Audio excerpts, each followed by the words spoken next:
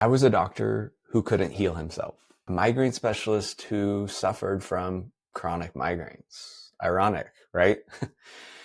But this isn't just another doctor story. This is about how I had to lose everything to find the real fix for my migraines and many of my patients.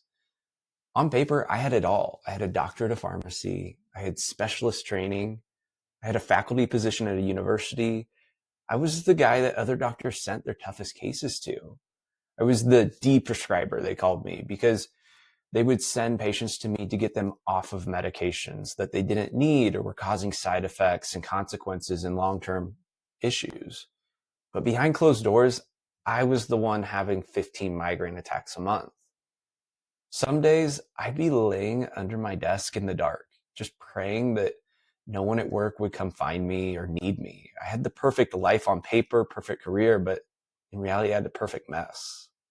I mean, it took me 2 car accidents, one where I got hit while she was going 45 miles an hour and I didn't have a helmet on. I mean, I should have died. It should have killed me. And I still didn't get the message.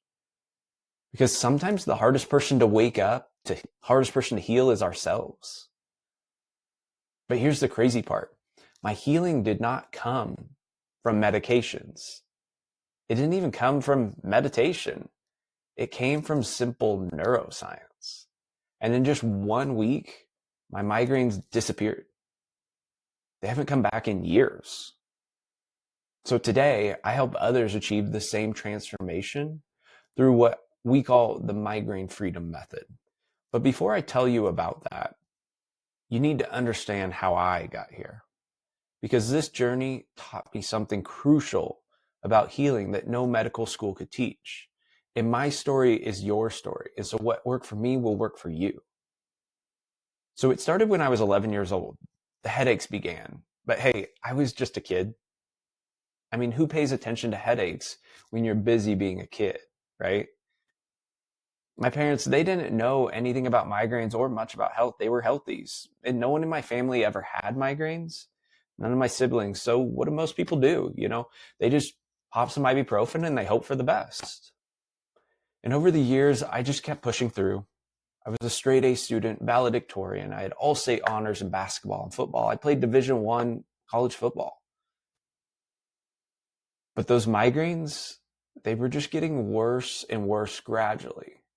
I was too busy studying the brain to notice what was happening to my own brain. But through psychology, pharmacy school, even residency and fellowship, I learned everything about how drugs affect the brain and how amazing they can be. But I also became an expert in treating pain and knowing that they don't fix everything. And the irony is I couldn't solve my own issues. But then they came to a breaking point. I was the happy-go-lucky optimist my whole life. And then I started having suicidal thoughts because of the pain. I mean, I had an amazing wife, an amazing daughter at home. And these thoughts were happening, and that did not make sense. So I knew something had to change. And so here's what I learned. 1, knowledge is not power. Knowledge plus action is power. But sometimes we are the biggest barrier to healing. It's not the lack of information, it's our own denial and then our unwillingness to actually take action. So in the next video, I'm going to share the warning signs that I missed and signs that you're probably missing too. But here's the truth. Every day that you wait to address your migraines properly, you're making it harder for your brain to heal. Doesn't mean you can't, it just gets harder. But first, let me ask you something. What would your 80-year-old self tell you about living with these migraines for the rest of your life? I mean, about missing those bedtime stories with your kids, about putting off that dream vacation or putting off that passion or that hobby that you want to pursue or that business you want to create. I mean, what would your 80-year-old self say? Can you afford to keep pushing that off, right? So take some time to really think about that. Maybe journal about it or meditate on it. And in the meantime, subscribe down at the notification bell. And then you can catch the next part of the series where I'll show you the hidden warning signs of a migraine brain and why catching them early could save years of suffering and make it so much easier to reset your nervous system and to retrain your brain, your migraine brain, so that it can unlearn this migraine pattern and retrain or teach it to work properly the way it used to, or maybe even better than it ever has worked before.